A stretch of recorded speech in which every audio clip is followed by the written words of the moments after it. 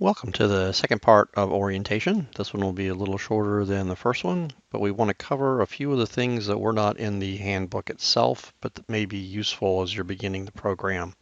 Some of the items we'll take a look at here are the cohort model, the dissertations, the lab, library, and APA style, as well as any questions that you may have and how to address those and get those answered. One of the things we talk a lot about is the cohort model, and that's because we believe it's one of the strengths of our program. Some schools do not use a cohort model. Each student is working individually and independently. We believe that there's value in you working with a team, working as a group. Our cohort model was established back with the very first year, so we have a 2000 cohort, and then 2001, 2002, and so on and so forth. The cohort is based upon the year that you started the program, not the year in which you finished the program. Many people will stay together throughout the coursework, but then once the coursework is done, they will finish at various points in time. Using a cohort model, the students are not competing against each other, but are actually working with each other. And often you will learn as much from your peers, from your students who are with you, as you will from the instructors who are there. As a side note associated with that, this was something that was started by the students way back when and has continued on since then. So outside my office there is a plaque which is here of almost every cohort. The students choose to do it, and so that's why there may be some missing.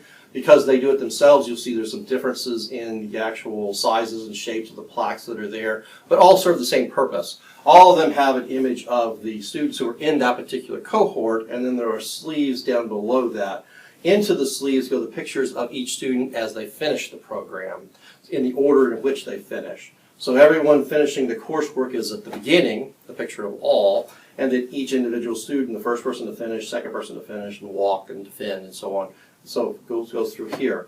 It's a nice, encouraging thing which is there, and that encouragement often continues on with networking and other opportunities that exist far beyond graduation. So again, we believe that the cohort model is a real strong strength of ours.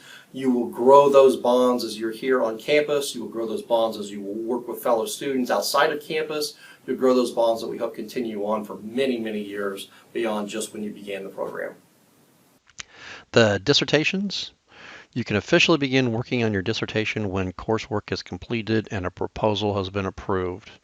At that point in time, you put together a committee and you start working together to come up with that final dissertation. You can unofficially begin working on your dissertation anytime you want to. So you can do that today, you can do that tomorrow, you could have done that yesterday. If you want to finish in the shortest time possible, you will not wait until you finish coursework before coming up with a topic. Instead, you'll follow the European model.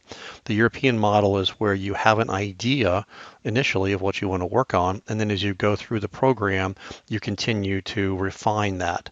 So you don't immediately come in with my finished idea, but as I take this course, I see if it can be honed down a little bit through the process there. So I take another course, I see if I can hone it down a little bit so that when I get towards the end of the program, I've got a really good topic, a really good idea of what I want that dissertation to be, and I can start looking at ways of collecting secondary information, literature review, and things along those lines to be able to be in a really good spot to begin as soon as my committee is in place. That's the way to get finished in 4 years as opposed to waiting until the very end and then trying to put together that dissertation. One of the most enjoyable days in the whole DBA program is when you finish. When you finish, you take the dissertation that you worked on for however long and you defend it.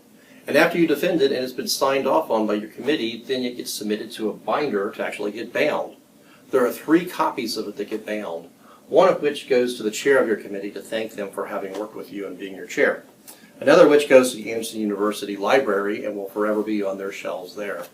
The 3rd copy goes onto this bookshelf, which is directly outside the DBA office. You can see we've got them organized in terms of accounting, finance, management, and marketing. And these are the artifacts. These are the deliverables that show and prove that somebody actually did original research and what their findings were. Those 3 copies exist, but in addition to those 3 bound copies that are there, the dissertation also gets scanned into the ProQuest database and is available for anyone, anywhere to take a look at. And so it's very important to always do the best research you can do to find the best results you can, because that's something that lives on far beyond when you did that presentation. It lives on forever as long as somebody wants to go and take a look at that. I strongly encourage you as a student in the program to think about that, think about doing your best work, and I also encourage you to look at past research which has been done. Go to the ProQuest database, look at the Anderson University Library dissertations, see what's been done in your particular discipline, see what's been done in other disciplines. Look to see what somebody found, look to see how they documented it, look to see what the committee said that's good enough for, and look to see what you would have done differently. You know, it's really important to know what that end result needs to be. It's important for you to know that before you begin it. It is imperative that while you are in the program, you have access to a laptop, a tablet, or some other device that you are very comfortable using and that is able to run the software that you need to be able to use. You'll find it's constantly in use as you're writing papers and doing research and things like that.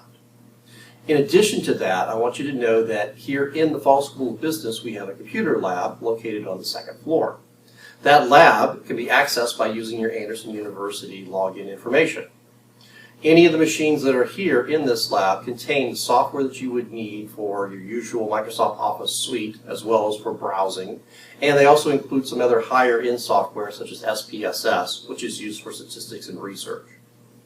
This is also where you can access the printers. The printers are here, and some other things that you may need while you're in the residency as you will. It's important to know that these resources are here and they're available to you, but it's also important that you do indeed have a computer that you are comfortable with at your disposal that you are able to use throughout your time of taking courses and then beyond. The library is the Nicholson Library. It is on campus. It's a beautiful building. It has a wonderful computer lab if you're interested in going in there and using the computers. It has lots of resources that you can pull off the shelf and take a look at. You can also utilize most of those resources by never walking into the building at all, but by going to the website. So library.anderson.edu. Your Anderson login information will give you access to everything which is there. You've got a couple of things to notice on their website. Number one is the ability to ask a librarian. If you're looking for something and you cannot find it, choose that Ask a Librarian option. The Ask a Librarian option allows you to talk to a live librarian if they're there, or to leave a message and they will get back to you if it's after hours. It's a wonderful feature and they do a really good job of helping you find what it is that you're looking for. One of the main things you are looking for is you're looking for access to the databases. A lot of the databases are owned by or have access to through Anderson University Library. You've got ProQuest, you've got some of the EBSCO and things like that. So some of the bigger databases are there, and being able to find what you're looking for in those databases is an important thing, and it's a good skill to learn. Sometimes you can be looking over what it is that you're looking for as opposed to finding it exactly. Patience is a really good virtue when searching through databases and trying to find things. In addition to the library and the databases you can find there, the Google Scholar is a fantastic website to use as well. It narrows it down to academic articles. You can narrow it down to journal articles. You can narrow it down to a lot of different things that you're looking for.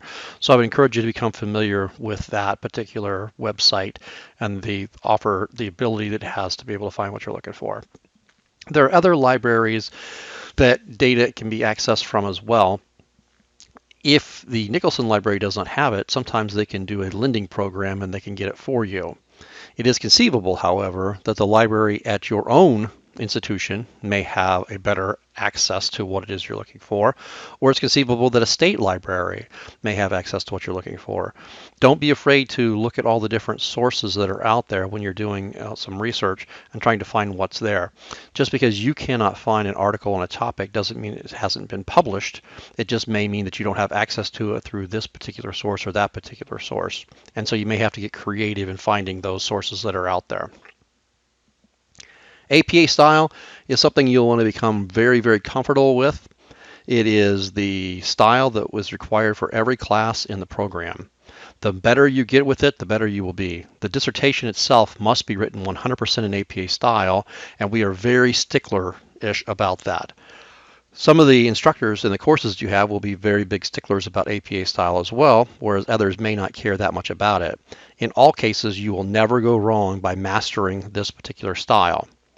One of the best resources to turn to when you don't know how to cite something or how to use a table or a figure or something along those lines is the OWL at purdue.edu.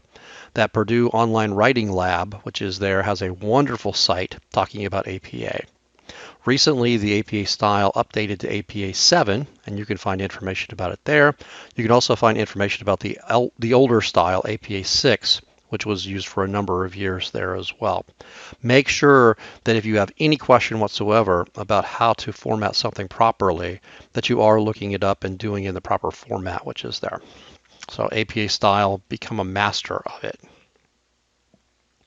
If there are questions that you have beyond what we talked about during this orientation, other things that are pertinent to you or you don't feel were covered adequately, do feel free to let me know. The absolute best way to get a hold of me is through email, just eadelaney@anderson.edu, and I look forward to hearing from you.